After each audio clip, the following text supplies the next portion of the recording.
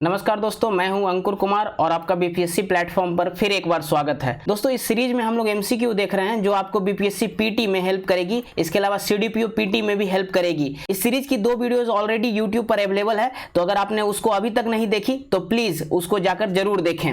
दोस्तों, इस वीडियो में हम लोग एक्सपेंशन ऑफ ब्रिटिशर्स का पार्ट 1 करेंगे। इससे पहले कि मैं वीडियो स्टार्ट करूं, अगर आप इस वीडियो की पीडीएफ चाहते हैं तो आपको अंकुर कुमार ऑफिशियल टेलीग्राम चैनल को ज्वाइन करना पड़ेगा। इसको ज्वाइन करने के लिए आप टेलीग्राम पर अंकुरोसिटी सर्च कर सकते हैं या फिर डिस्क्रिप्शन में लिंक दिया हुआ है, उसे क्लिक करके भी ज्वाइन कर सकते हैं। इस टेलीग्राम चैनल पर दोस्तों डेली बीपीएससी पीटी लेवल की एमसीक्यूज दी जाती है। मेरे सारे लेक्चर्स की पीडीएफ अवेलेबल करा दी जाती है। मेंस के लिए एक क्वेश्चन दिया जाता है और यहाँ पे आप मुझसे कोई भी क्वेरी पूछ सकते हैं। Now let us move towards first question of the day. दोस्तों, मैं आप लोगों से ये एक्सपेक्ट करूंगा कि आप लोग इस क्वेश्चन को जरूर अटेम्प्ट करें।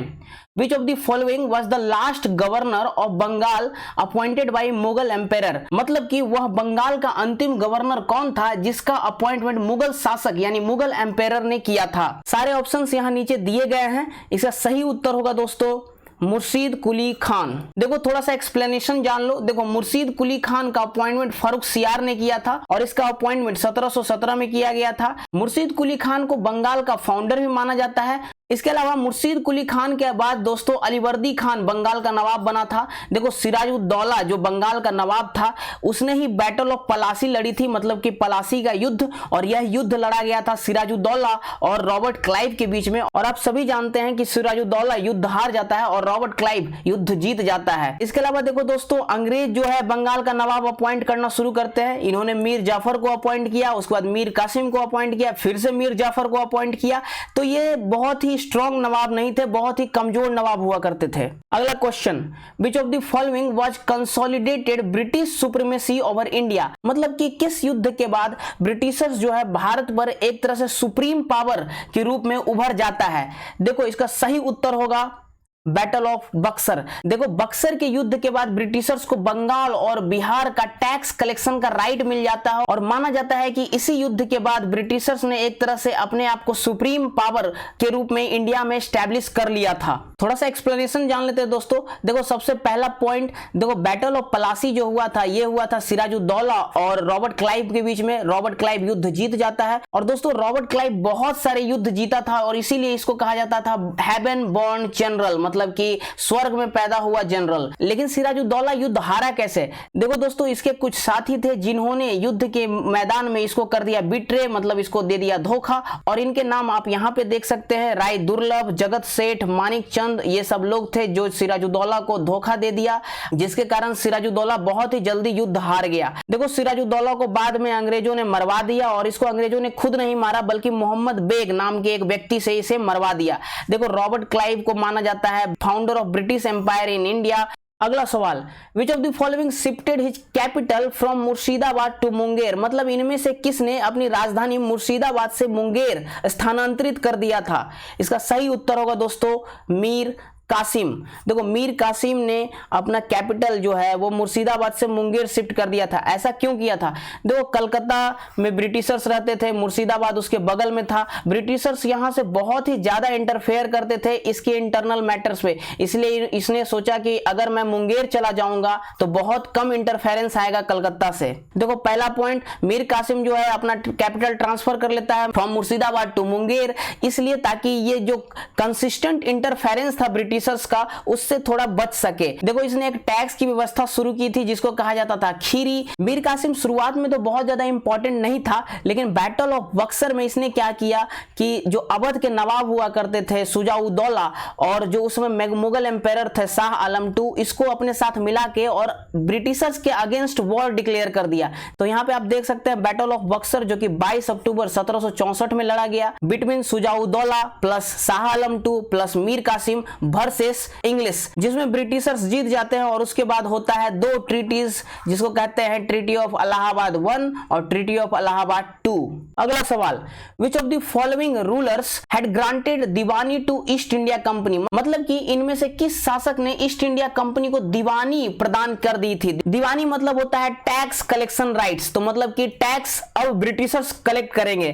तो इसका सही उत्तर होगा दोस्तों शाह आलम II, क्योंकि शाह आलम II जो है बैटल ऑफ बक्सर में अंग्रेजों के खिलाफ हार गया था और इसके बाद इसको साइन करनी पड़ी ट्रीटी ऑफ इलाहाबाद, जिसमें इसने दीवानी राइट्स प्रदान कर दी बिहार और बंगाल की अंग्रेजों को। बैटल ऑफ बक्सर के बाद होता है ट्रीटी ऑफ इलाहाबाद, जो अगस्त 1765 में होता है। बेसिकली दो ट्रीटीज होती है। पहली ट्रीटी जो है रॉबर्ट क्लाइव करता है नवाब ऑफ अवध जो कि शुजा-उद-दौला था, और दूसरी ट्रीटी करता है मुगल एम्पायर जो कि शाह आलम II था। अब इन ट्रीटीज के कुछ इंपॉर्टेंट पॉइंट, पहला जो शुजा-उद-दौला है मतलब कि नवाब ऑफ अवध, वो करता है इलाहाबाद और कारा मुगल एम्पायर को सरेंडर, मतलब कि मुगल एम्पायर अब यहाँ पे रहेंगे, दिल्ली में नहीं रहेंगे। बलवंत सिंह जो कि बनारस के जमींदार थे, उनको पूरा स्टेट का पोजीशन दे दिया जाता है। मुगल एम्पायर जो है दोस्तों अब इलाहाबाद में रहेंगे कंपनी के प्रोटेक्शन में, ताकि फ्यूचर में अंग्रेजों के खिलाफ ये कोई भी वॉर डिक्लेयर ना कर सके। इसके अलावा दोस्तों मुगल एम्पायर के द्वारा एक फरमान ग्रांट किया जाता है अंग्रेजों को, जिसमें अंग्रेजों के पास अब दीवानी राइट्स है, मतलब कि वो टैक्स कलेक्ट कर सकते हैं बंगाल, बिहार और उड़ीसा का।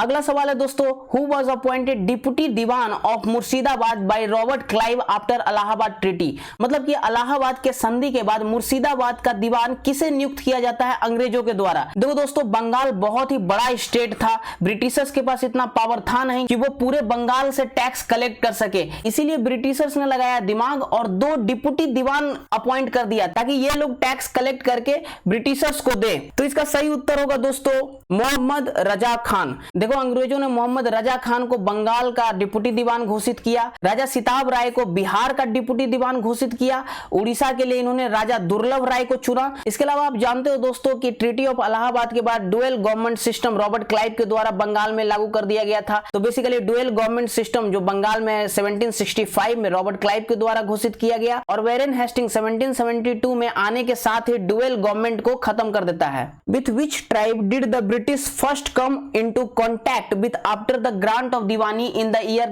1765, मतलब कि 1765 में दीवानी प्राप्त करने के बाद सबसे पहले ब्रिटिश किस जनजाति के संपर्क में आए। बेसिकली किस जनजाति ने सबसे पहले ब्रिटिशर्स के खिलाफ रिवोल्ट कर दिया। तो इसका सही उत्तर होगा दोस्तों खासी। देखो, खासी जनजाति ने ब्रिटिशर्स के खिलाफ रिवोल्ट कर दिया था। लेकिन द क्वेश्चन अराइजेस कि खासी ट्राइब्स ने ब्रिटिशर्स के खिलाफ रिवोल्ट आखिर किया क्यों। देखो दोस्तों, जब दीवानी राइट्स इनको मिली, ब्रिटिशर्स क्या कर रहे थे कि असम का जैंतिया से अभी जो बांग्लादेश है उसमें बंगाल में था सिलहट, यहां तक एक रोड बना रहे थे जो कि गारो हिल्स से गुजरने वाली थी।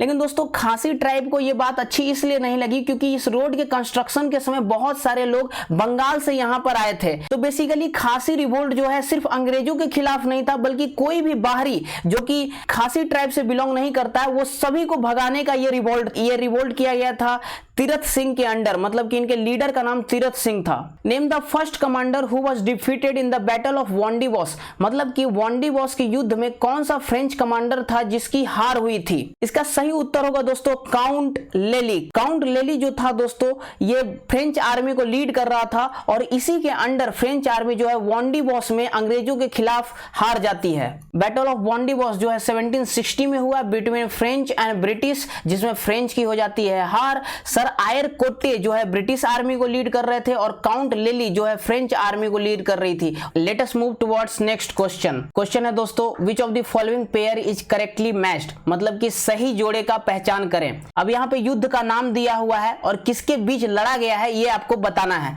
देखो, पहला है बैटल ऑफ बक्सर, यहाँ पे है दोस्तों मीर जफर वर्सेस क्लाइव, बिल्कुल गलत है। बैटल ऑफ बक्सर जो है Shuja-ud-Daula plus Shah Alam II plus Murshid Khan versus Britishers के बीच लड़ा गया था, तो पहला ऑप्शन गलत है। Now let us move towards third option, battle of Chillianwala Dalhousie versus Maratha, बिल्कुल गलत है दोस्तों। ब्रिटिशर्स वर्सेस सिख के बीच में ये चिनियावाला का युद्ध होता है। Next option battle of Khardah, दोस्तों ये टाइप गलत हो गया। बैटल ऑफ खरदा किसके बीच लड़ा गया था, तो निजाम वर्सेस मराठास के बीच में ये लड़ा गया था। तो इसका सही उत्तर होगा दोस्तों बैटल ऑफ वांडीवॉस। बैटल ऑफ वांडीवॉस जो है French versus east India company के बीच लड़ा गया था। फ्रेंच आर्मी को लीड कर रहा था काउंट लेली और ब्रिटिश आर्मी को लीड कर रहा था सर आयर कोट्टे। आप जानते हैं कि आयर कोट्टे इस युद्ध में जीत जाता है। थोड़ा सा एक्सप्लेनेशन देख लें। देखो बैटल ऑफ चिनियावाला जो है वो ब्रिटिश आर्मी और सिख के बीच में लड़ा गया था। ब्रिटिश आर्मी को लीड कर रहा था जनरल गौफ और सिख आर्मी को लीड कर रहे थे शेर सिंह। जब बैटल ऑफ चिनियावाला लड़ा जा रहा था तब इंडिया का गवर्नर जनरल हुआ करता था लॉर्ड डलहौजी।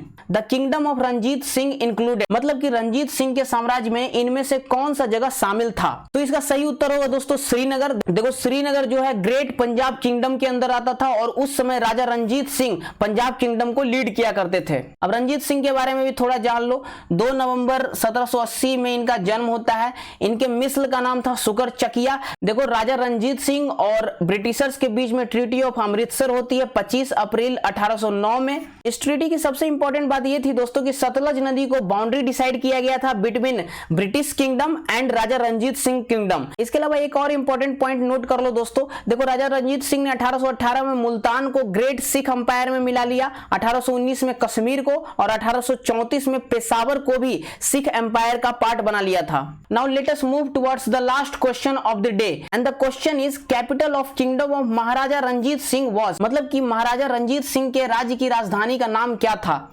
इसका सही उत्तर होगा दोस्तों Lahore. Lahore was the capital of Sikh empire under Maharaja Ranjit Singh. अब इसका एक्सप्लेनेशन देख लेते हैं। देखो 1799 में रंजीत सिंह ने लाहौर को जीत लिया और इसके बाद इसको सिख एम्पायर का कैपिटल घोषित कर लिया। इसके अलावा दोस्तों 1805 में रंजीत सिंह जी ने अमृतसर को कैप्चर कर लिया और अमृतसर को कैप्चर करने के बाद इसको कल्चरल कैपिटल घोषित कर दिया। और रंजीत सिंह के बाद सिख एम्पायर का जो नेक्स्ट किंग बनते हैं उनका नाम था खड़ग सिंह। अगर आपको वीडियो अच्छा लगा तो वीडियो को लाइक करें। इस टेलीग्राम चैनल पे आपको पीडीएफ अवेलेबल करा दी जाएंगी। अगर आपकी कोई सजेशन है या कोई क्वेरी है आप कमेंट सेक्शन में मुझे बताइए। Thank you for watching.